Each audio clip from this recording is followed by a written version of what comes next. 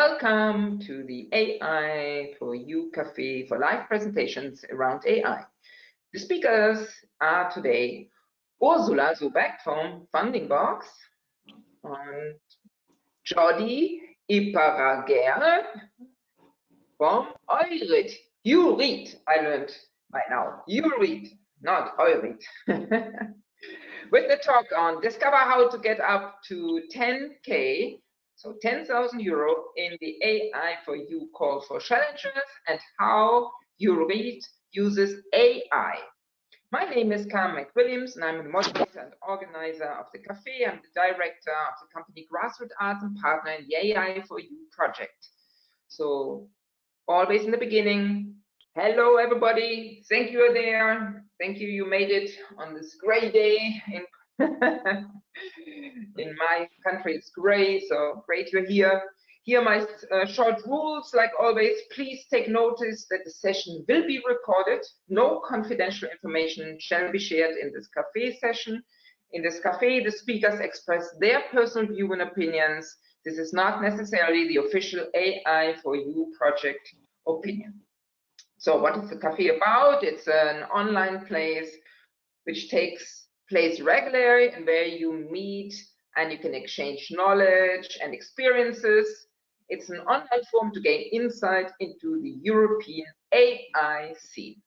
So again, welcome, and please know that this is an interactive session. You may ask questions to the speakers, and there is on the right side a control panel, and there you can write down your questions, and I will read them after the presentations to the speakers. So feel free to ask your questions.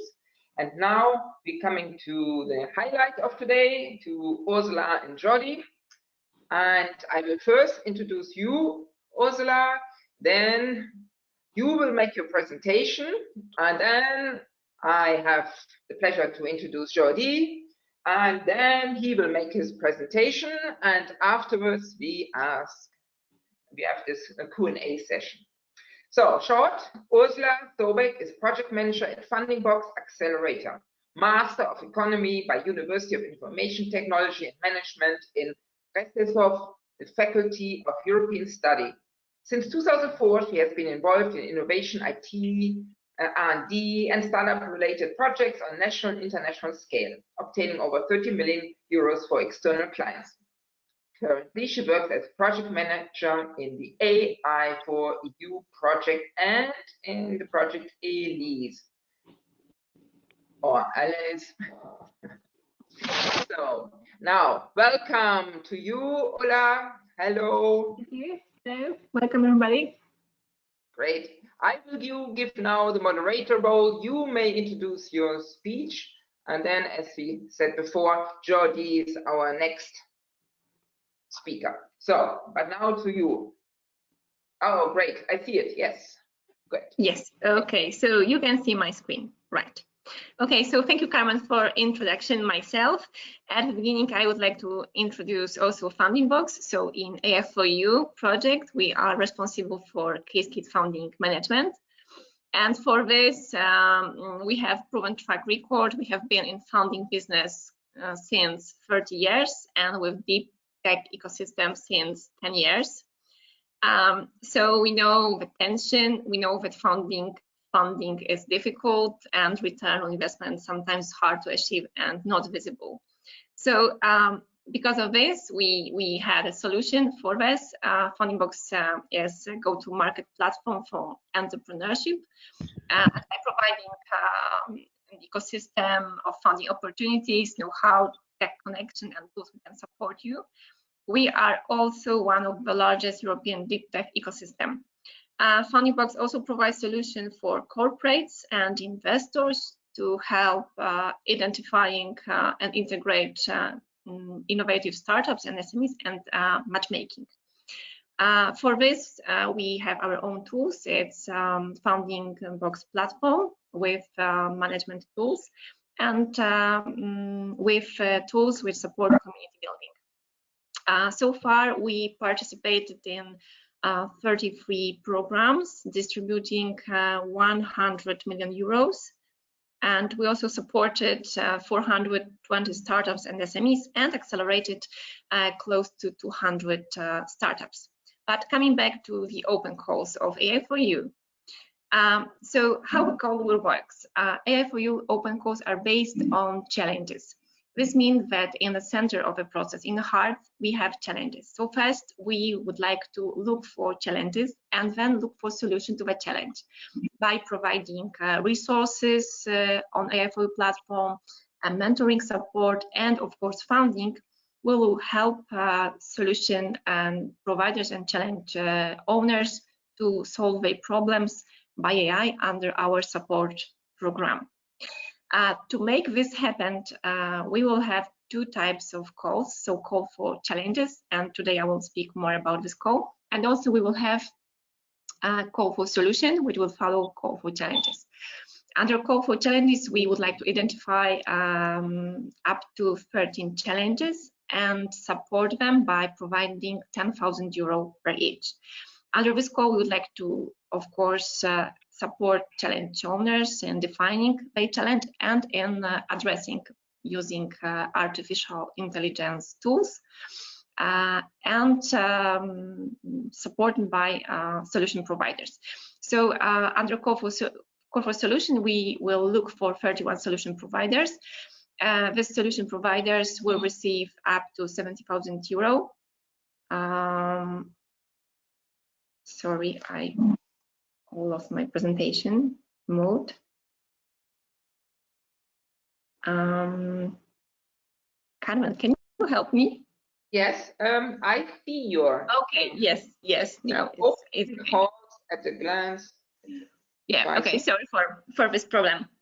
Okay, so under call for solution, we will look for 31 solution providers, and these providers will be working with our support to develop and validate and test their solution that will solve challenges.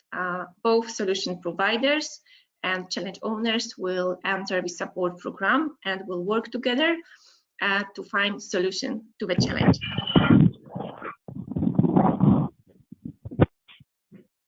Okay, so call for challenges. The main goal of this call is to identify particular problems that can be solved using artificial intelligence.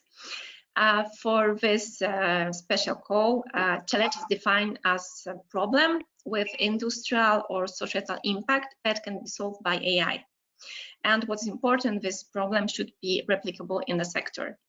We are looking mainly for challenges that help businesses and public sector to be more efficiently and to deliver innovation services to customers. Here, to better understand how the challenge will work, I can present you two types of challenges. So challenge could be both general and specific.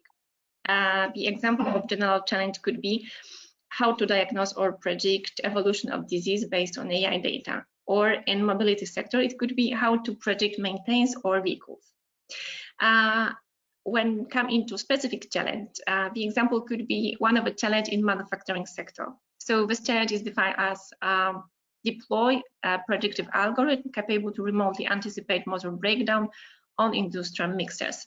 So this is some specific challenge, but could be replicable because industrial mixers are used in pharmaceutical, chemical, or other sectors.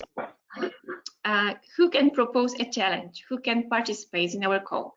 So we are open to any type of European industry end users. So it could be SMEs, mid-caps, large companies, and also AI4EU consortium partner. But note that if you are a consortium partner, you cannot receive funding. Important is the challenge owner must, besides idea, must provide the necessary elements to enable address the challenge. So this should be assets and data needed to develop the solution, technical support to participants of call for solutions, and potential adoption of the results by other end users. What we are offering for the best challenges. So best 13 challenges can receive up to 10,000 euro and can cooperate with solution providers under our support program. We also support challenge providers in the process of properly defining the challenge. Besides the money, we provide support from the consortium. We also provide developing at least a solution for the challenge for free. So each challenge owner will be working with at least 2 solution providers. We're also offering visibility throughout AI4EU digital channels and events as AI4EU ambassadors. Here you can see the main criteria, selection criteria. So to be eligible to participate in the call, you must be one of industry end users. So again, SME, mid-cap, large company, or AI4EU consortium partner. You must come from one of EU member states or associate country. Your application must be submitted in English. You must use our online application form. The link to this application will be at the end of my presentation. You must do it before the deadline.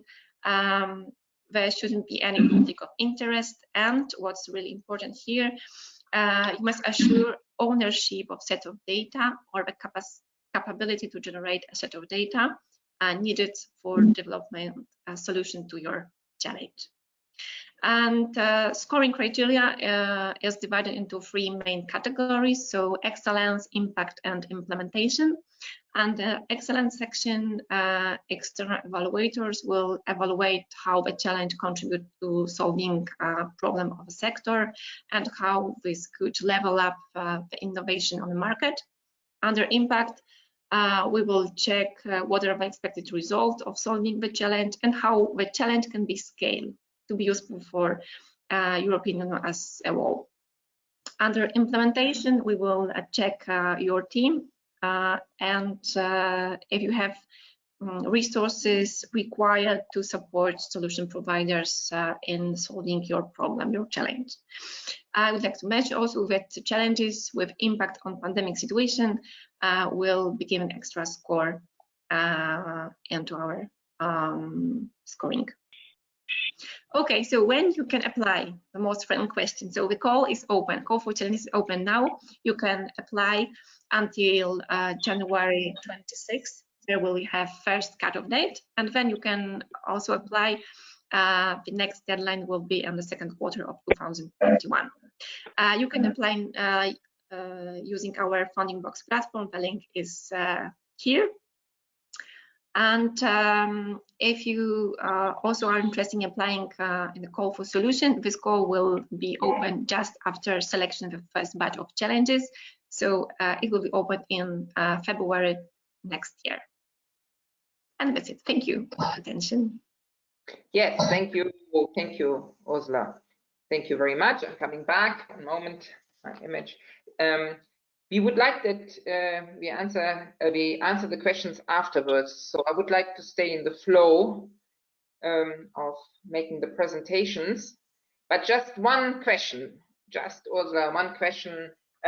Whom you target as solution providers? Who shall be this? Anybody? Okay, so solution providers could be any type of European industry. So it could be startups, SMEs, mid-caps, large companies, and also research organizations. So all of them can participate and call for solution to provide some solution to given challenges. Okay, good. So I'm just passing on, and the questions, please write them down in the control panel. I will read them later to Ursula. And now we go on with Jordi. Hi, Jordi. Zoom la porta. Wait, one moment, you are not yet, I don't see you. Maybe you try to switch on your camera. Yes, perfect. So I want to introduce you first. Jordi Iparraghi is a computer science. Say your name again. I'm so bad in this name. Yeah, Iparraghi, it's not easy. So now, it's really, sorry. Is a computer science engineer and holds an MBA. He has developed technical and executive functions in different countries for consumer electronics multinational. Former director of a small internet domain registry, now director of innovation at EURid, the registry of the EU domain. He's focused on developing and leading, amongst others, projects around data mining and machine learning. So I hand over now to the moderator role. I see already your slides, so please feel free to introduce yourself. Thank you very much, Carmen, for this kind introduction. So yes, we're going to talk and explain what's EURid very briefly, and then how is that, and what do we do with artificial intelligence. So, well, the first one would be that we do artificial intelligence, a company that's a non-for-profit company, and how is that we are getting into that. And then we will give you just two short examples of things that we are doing right now. So it's basically the history of how we learned to stop worrying and love the artificial intelligence, something that was initially not foreseen and not expected, but we saw that it had really some value, and we decided to get into it. Who is EURid? Well, if you've ever seen any internet domain name that ends with a .eu, that's we. I mean, we are the registry that's behind all that in the Latin, Cyrillic, and Greek alphabets. We keep the registry. That means that we map the owner or the tenant of the domain with the domain itself, and then we allow all those things to work, ensuring that the infrastructure on the internet is there, ready to show, and the domains can be used. We are having around 3 to 7 billion domains under management. As mentioned previously, we are non-for-profit. We are based in Brussels with offices in Europe, in Prague, Pisa, and Stockholm. And we have less than 50 employees. So small company, small SME. How is that an SME like that, like us doing in a place like that? I mean, how is that we got into artificial intelligence? Well, the main purpose of EURid is that we want to offer a trusted .eu space for end users, being those consumers, being those businesses, or whatever. And then to offer that, to achieve that goal, we thought that we could be using artificial intelligence, because that would be bringing us new tools and new benefits. In addition, that would mean that we would incorporate new know-how. We would be more skillful in certain new technologies, and then be more competitive to offer better and new services to our registrants, to the channel, and to the market. And at the end of the day, to master a technology that will be as pervasive and commodity as spreadsheets are today. So we have to be there, we have to understand it, and we have to know how it works. And if we can do it, much better. The question is, can an SME like us, a non-for-profit SME, do artificial intelligence? Well, yes, it's possible. We can do it. You do, of course, need certain resources. The first one is maybe willingness, because this is not something that you do in a weekend. So you need to meet a long-term effort and sustain that with resources, commitment, and management, and so. You need computing power, but hopefully the computers are more and more powerful every day, so it's there. We need also sources of data, and yeah, well, we are a digitalized company. We work with basically digitalized data, so yes, we have that information. Then it's a matter of finding the files, the permissions, who can access that, and how do we arrange all that information. Regarding software, if in the past to program a spreadsheet or database and all that, you have to start from zero. Nowadays, well, it's there. You have open source, you have zillions of libraries, and it's very easy to, or it's much easier to use. And of course, brain power. So to start with all that, we started cooperating with Leuven University here in Belgium, and then we employed one artificial intelligence engineer, so to growing slowly but continuously. And I just mentioned, I mean, this tweet is from a couple of 3 weeks ago, more or less. This is one of the engineers that's behind TensorFlow, one of the different platforms that are available for machine learning and so. And the advantage here, I mean, the main point here is that, well, that technology that on the last item says that they move, using that, they move from 16,000 lines of code to 44 to do a machine learning exercise. Well, that is ready there for free. There are lots of free training. Of course, you have training for a fee or paying training, but it's something that's available and ripe and ready, and it is already nowadays providing very good results. So it's a proven technology. It's available, it's free, just a matter of using it. But it's not just that. I mean, you need to know what to do with that.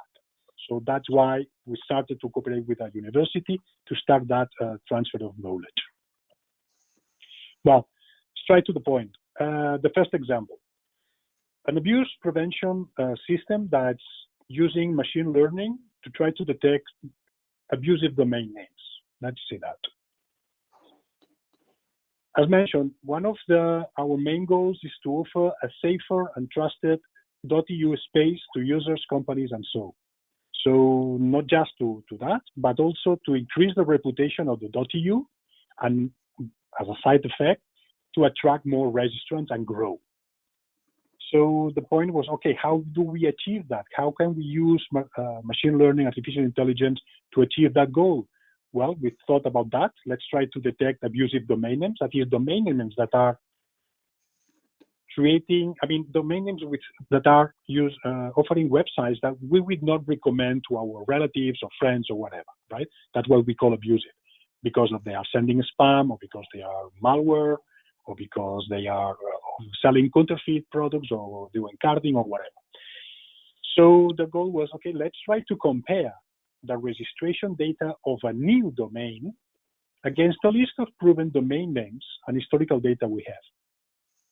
And then let's see if we are able to detect those abusive domain names before they get they are available on the internet. They go live on the internet. So that's why we developed, together with University of Leuven, that system, Abuse Prevention and Early Warning System. That joint project has, besides the product itself, which is already in production, has helped also to develop like 4 or 5 academic papers on those technologies. And as mentioned, it uses third-party intelligence on previously proven abusive domains. That is intelligence that comes from cybersecurity companies that can ensure, that can really tell you that that domain name was used for malicious use. And then combining all that via machine learning to come out with, a decision on the future of that domain. Besides that, we also use our own data, metadata, and historical know-how to complement all that. The system is retrained regularly because we need to cope with changes. I mean, you are able to catch one campaign of abusive domain names, but of course, those campaigns change, and we have to adapt to that. So it's not something that you just do once and it works forever. No, the system is regularly retrained to learn from the reality, what really happens. Those estimations of abuse, of future abuse, are done in milliseconds. So we are receiving a request to register a domain name, and in 1-2 seconds maximum, we have to decide what's going to happen with that domain name. Do we allow that domain to go live on the internet, or do we wait for that domain and verify the identity of the registrant? If the system thinks that this domain can be abused, there is the delegation, that is, the domain is stopped and it does not get live on the internet, right? So we had the system running as a prototype, not in production, for 1 year. And now it's in production since last January, so almost 1 year.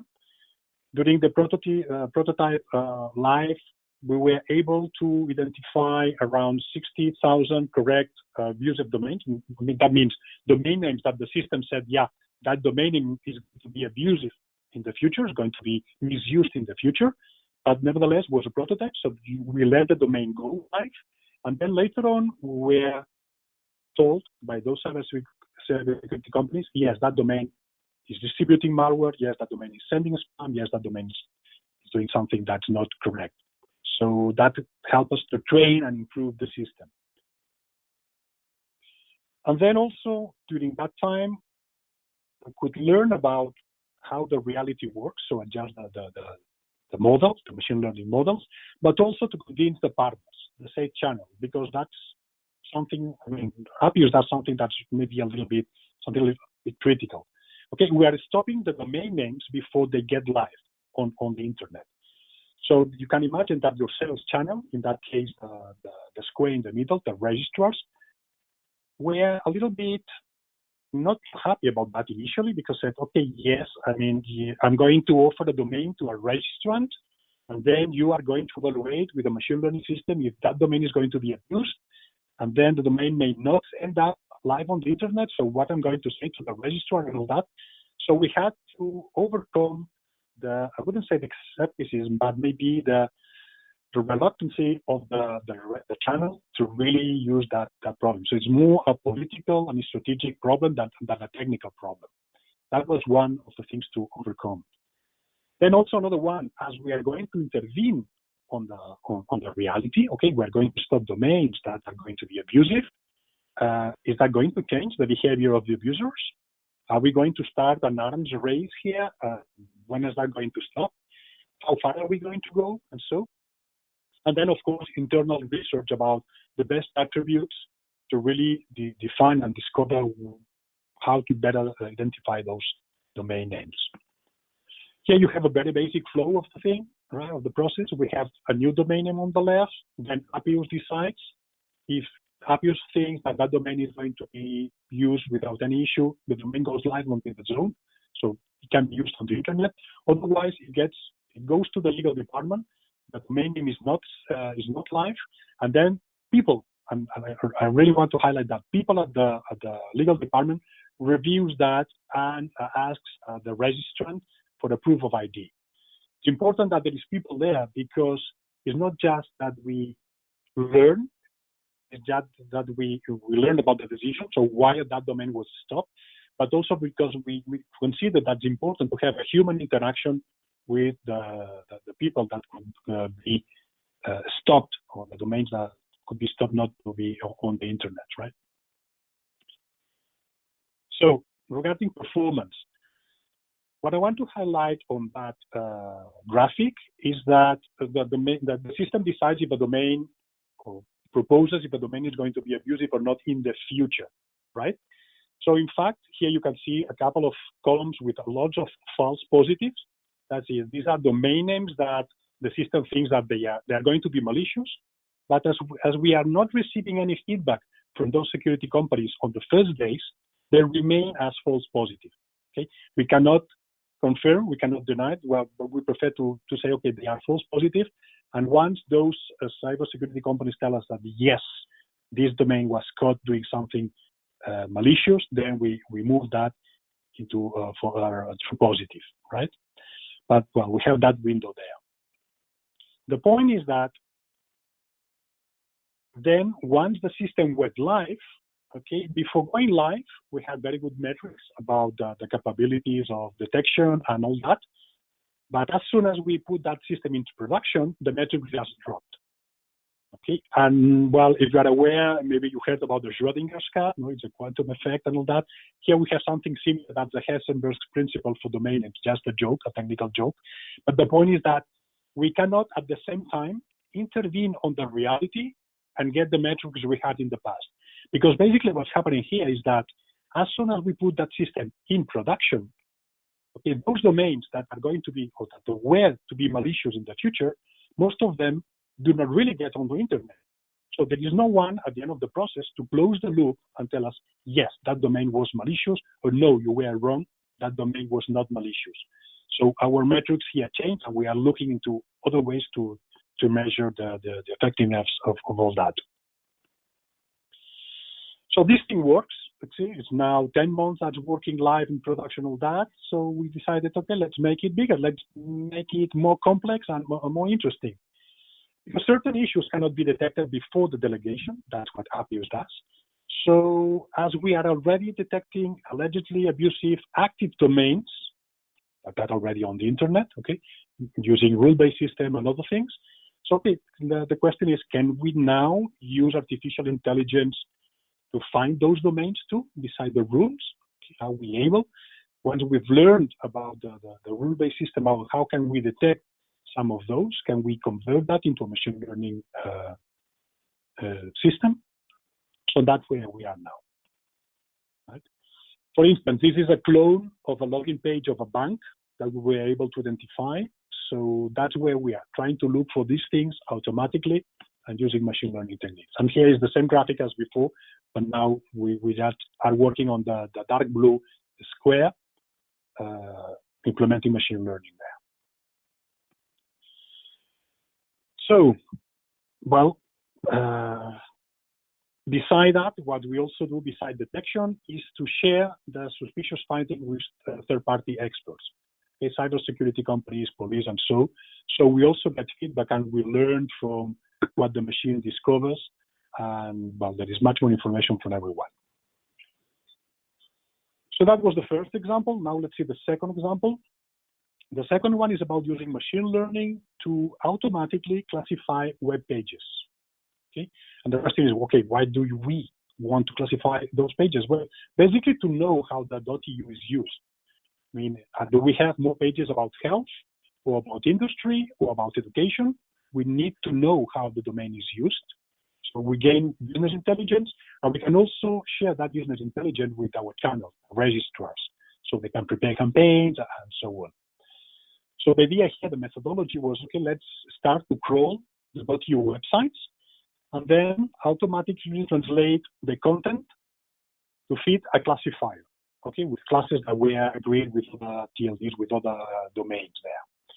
This one was not done with the university. This one has been done. It's being done only internally, and it's in an in-house development. So we are learning as we go, and we decided to do that on ourselves. So the different steps are those. Okay, we crawl and collect the HTML pages. Then we just split them into low content, parking pages, default pages, and all that, and rich content, user-generated content, right?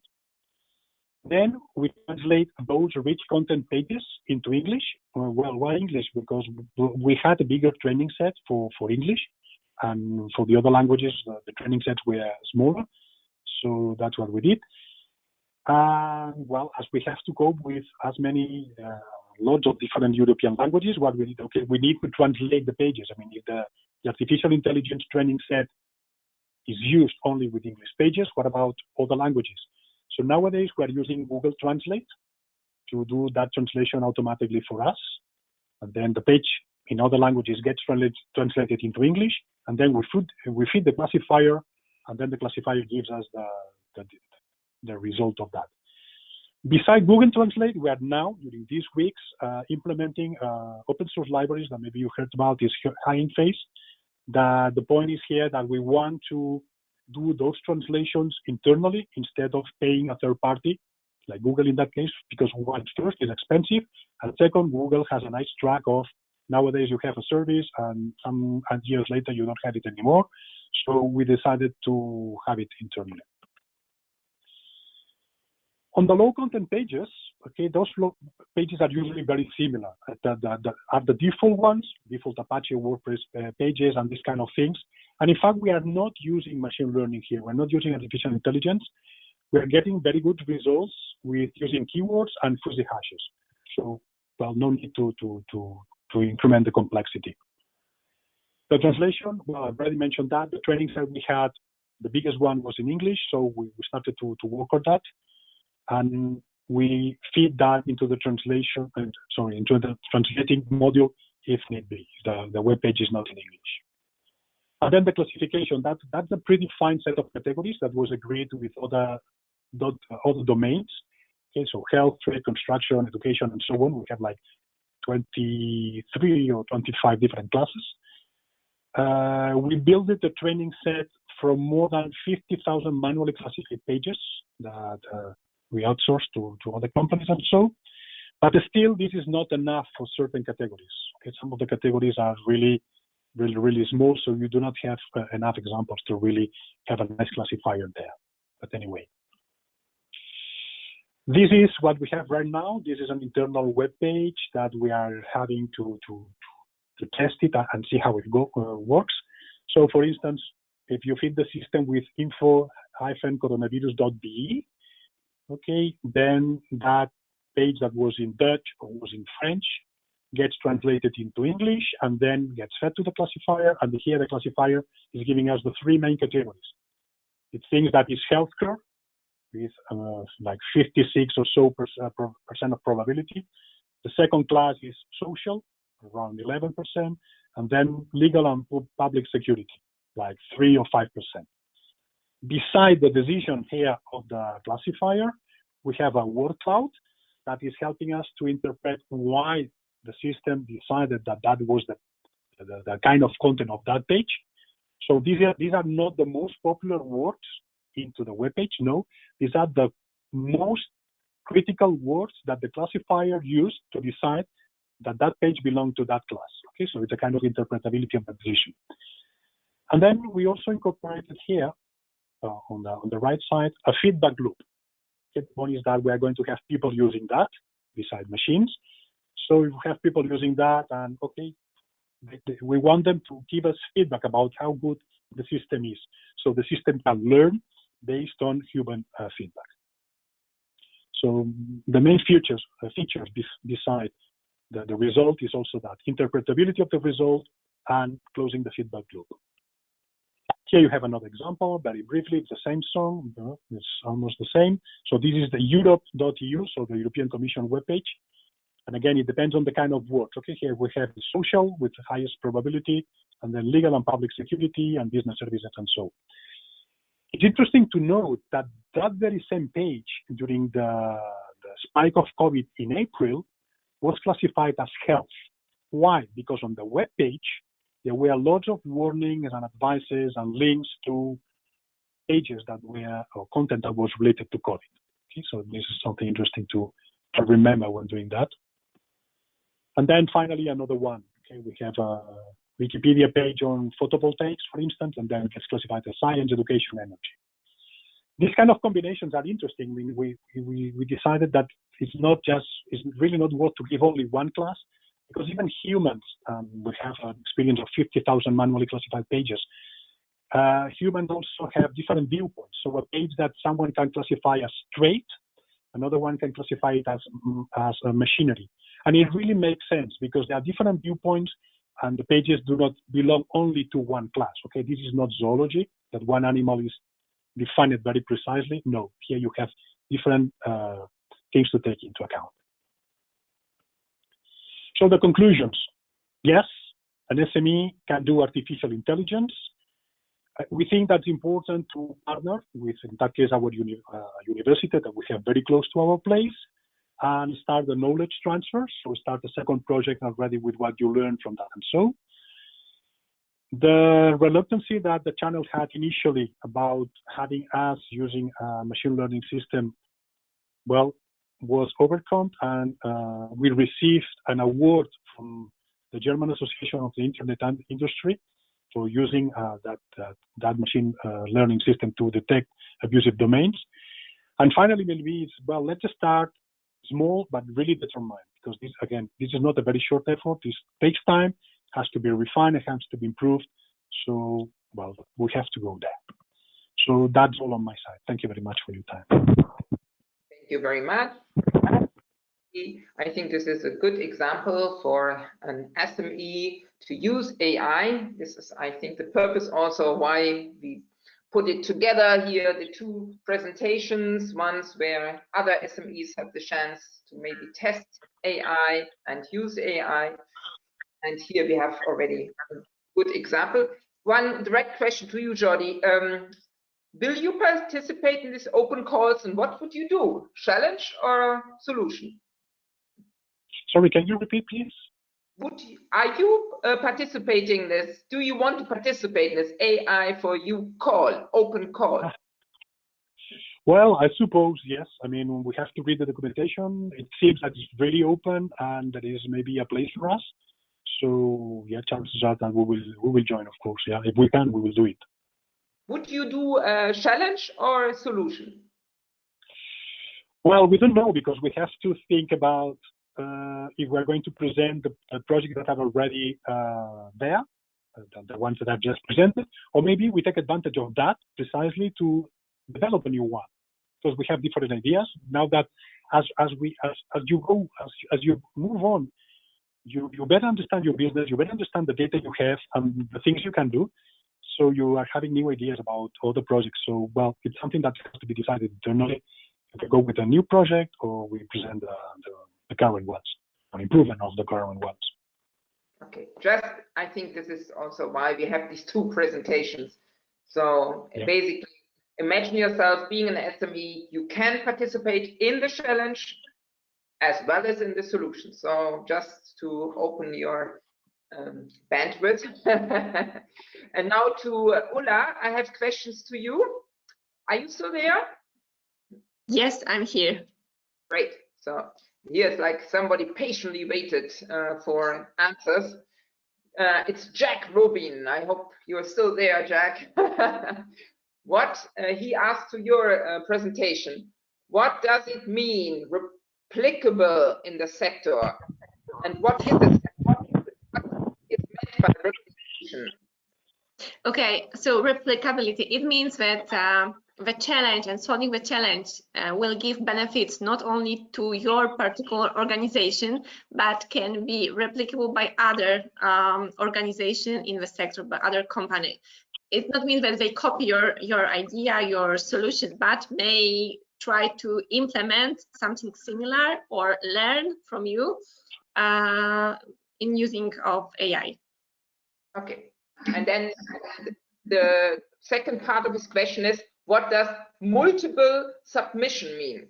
Oh yeah, this means that one organization can propose more challenges. So if you have a lot of problem to solve, you can propose all of them in our call. You are not limited to submit only one proposal. You can submit more of them. But what's important, you must assure that you have resources to work with solution providers to each of your proposed challenge. Okay, thank you. And here, question of Joseph Baker Brunbauer. Does the challenge need to be placed within the applicant company, or can it be located at another company, or also at a public or government institution? Second part, need the application be employed within the challenge company? Challenge providers can be any type of European industry. So if you would like to participate, you will take responsibility for this challenge and for implementation or working on this challenge. But of course, the final solution can be implemented in different places. It needs to be agreed, of course, with solution providers. These details need to be provided and arranged, but it can be implemented not only in your organization. If, for example, you will act as facilitator, it can be implemented in your network, in your cooperating organizations. Okay, thank you. Thank you. And another question directly to you. Sorry, again, multiple submission. So we know that. Hi to everyone. Thank you for such an interesting and well-structured presentation. This still goes to you, Ulla, because it was from timing, I see that. But also thank you to you, Johnny. Does the participation on the 70K call presupposes the participation in one of the 10K call?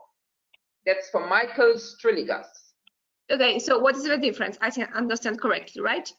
No, do you need to presuppose? I mean, do you first need to go to the 10K call and then participate in the 70 call? Does it presuppose? Okay. So now first we open call for challenges, and it is 10,000 calls. So we collect challenges, and then we will look for solution to those challenges, and to solution providers who will develop some ideas to solve a problem, solve a challenge. We will give them 70,000 euros. Yeah, so you can't participate at the same time in both calls. So you can provide challenge or provide solution to the challenge. I think that's the key. I mean, it would be nice that, I mean, I'm also an SME. I have a problem and I solve it. I mean, then I would get 80K, and that is, I think, not the idea. No? I mean, I bring a problem and somebody else solves it. No? Yes, this is idea. But problem can be provided by companies, organizations which don't have anything in common with AI. So they would like to start doing something with artificial intelligence. So that's why we're looking for developers from AI community to support them. Yes. And now to Jordi, one more question. How do you think we can get more SMEs like you, like me, like Ulla, like us, involved? I mean, what will it make to involve more SMEs to use AI, develop, test AI? What do you think? Well, there are many different conditions there, but maybe something that's important is that you have the time to really wonder about that possibility. So the day-to-day business is not just overwhelming you, and you have some time, for some people, some resources to really think about that, and then start thinking about the data. I mean, where is the data you are going to use? Is that public? Is that internally? Do you have to prepare it? I mean, is that easy to access? The formats and all that. So having time, having resources, having the data, or internally or externally, and then, as mentioned, having that mindset of it's going to be something that's mid-term, long-term. It's not a short thing, and well, compromise the resources to get there. Look for partners. I mean, sometimes it's not easy to find one engineer or having the resources internally. So look for a partner that will guide you through the process, as the company does. Okay, the university, the computing department was helping us. Okay, we would need this kind of information. Is that possible? Where can we get that? And then you get the internal view and the external view that complement very well and helps you to develop much better the idea and rounding it up to get the final product. Okay, team up is your recipe and time, and that comes to of course my typical SME idea. Okay, I have a problem, and I'm gonna basically I just suddenly have a problem like you showed me before, and I ask you to solve it. This comes to the question here. What I want to say is I'm an AI4EU partner, and the question here comes also from another. Can I get money? The Maria Poveda Filalon asked the same thing. Could AI4EU partner be solution provider? No, AI4EU partner cannot be solution provider. They can be challenge providers who can propose challenge, but cannot receive funding, can receive support, mentoring, access to resources, but cannot receive funding due to legal reason that consortium partner cannot be founded. Yeah. It's clear that AI4EU cannot be giving a challenge, can give a challenge but not be funded, right? And yes, can also not be, I mean, can be a solution provider but not be funded. Okay, no funding for AI4EU partner, right? Right.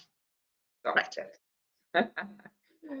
Yes, okay. And then another clarifying again, I think I understood, but here comes from Maria Poveda Villalon. Can universities propose challenges?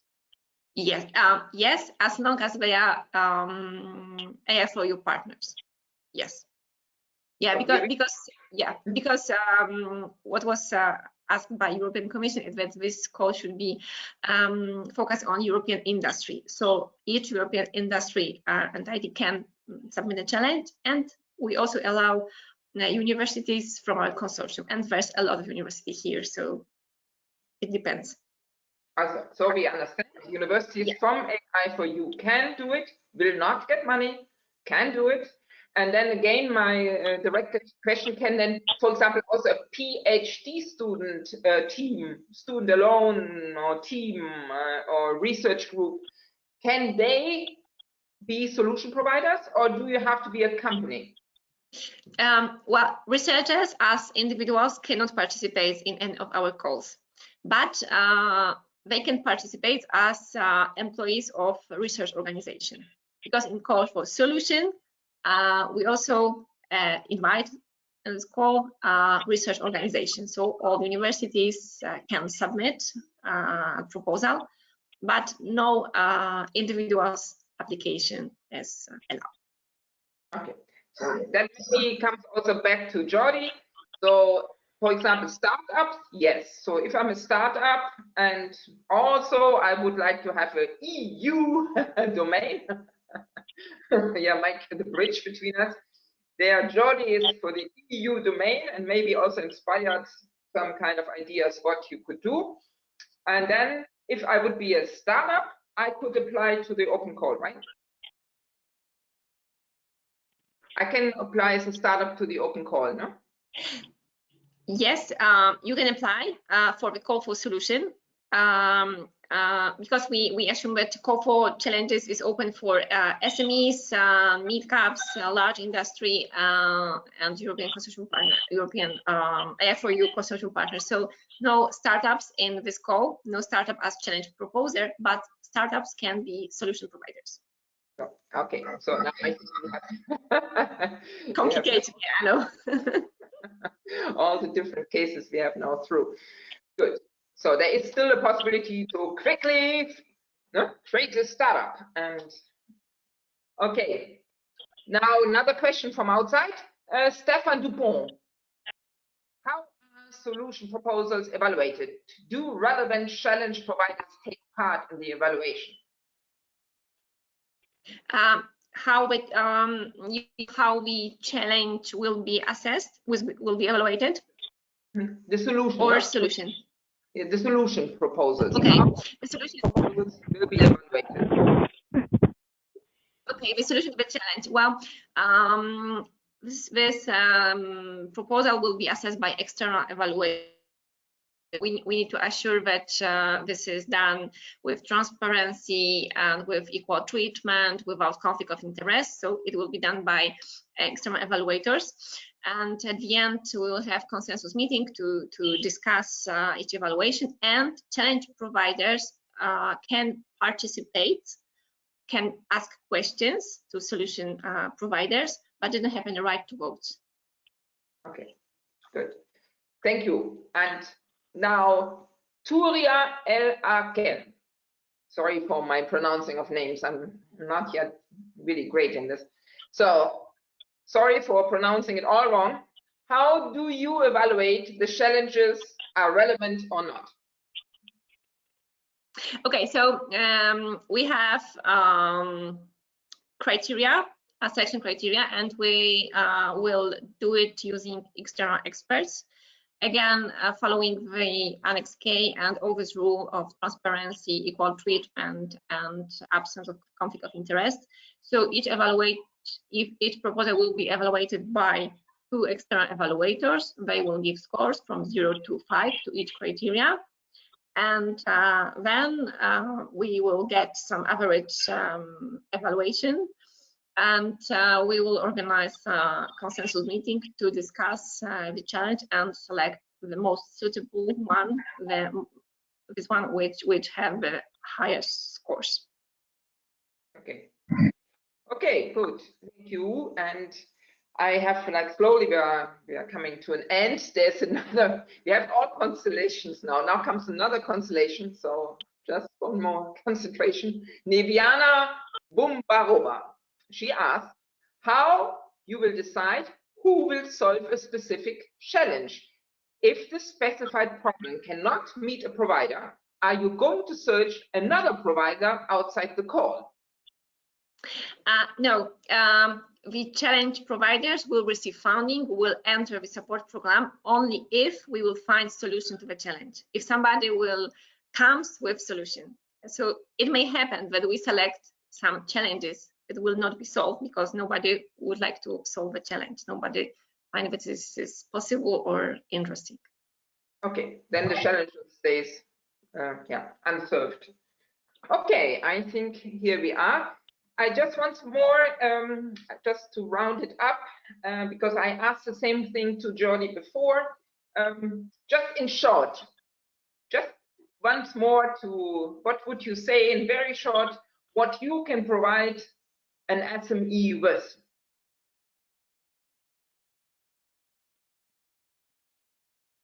Jordi? I think Jordi. Sure.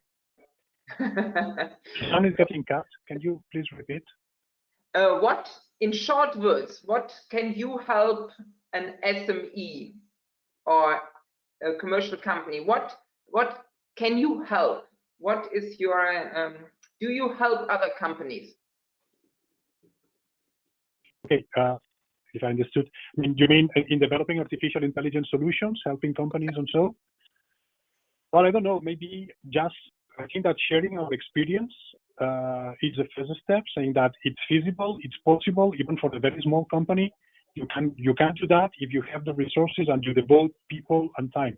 Initially, just a part of the time of the IT team, then you start engaging one special engineer on artificial intelligence and change the mindset of the company. At the end of the day, it's possible. I mean, we just want to give I wouldn't say the example, but just to say that yes, it can be done. It's possible. You don't need to be afraid of that. Of course, it's a new adventure, but that's where the fun is, right? I mean, discovering new things, developing new tools, and at the end of the process, having new services and new tools for your own company that helps you and helps your partners in business. So it's beneficial for all. Mm-hmm. Thank you. And one last question for Ulla, and then we are coming to the end. Where are the relevance criteria defined? Okay, so you can find all this information in our guide for applicants.